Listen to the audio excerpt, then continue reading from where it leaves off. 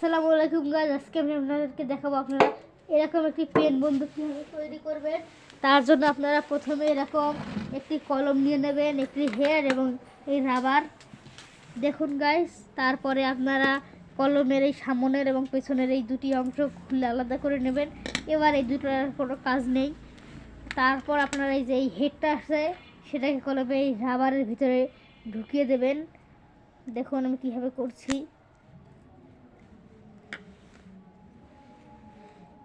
এই পেন রাবারগুলো, পেনের এই বন্দুকগুলো কিন্তু কোনো ক্ষতির জন্য না, এটা জাস্ট একটু মজা।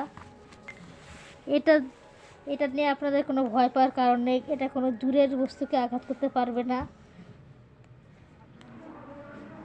এটা বাচ্চাদের জন্য একটু শুধু মজা, এটা ফর্মে মারার জন্য। আপনারা যদি মজবুত করে বানাতে চান তাহলে একদম ভিতরে ঢুকিয়ে দিবেন। তারপর যেই রাবারটা আছে সেটাকে এরকম উল্টো করে এই যে ওইভাবে ঢুকে দেবেন। এবার আপনাদের পেন বন্দুক রেডি। এই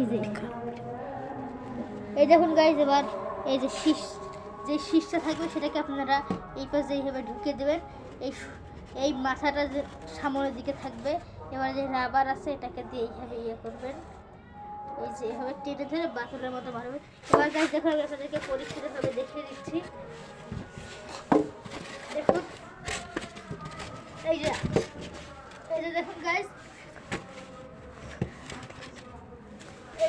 দেখুন গাইজ কত সুন্দর হয়েছে এই পেন বন্দুকটা। ওয়াও গাইজ, অনেক সুন্দর। তাহলে গাইজ আজকে ভিডিওটা কেমন লাগলো?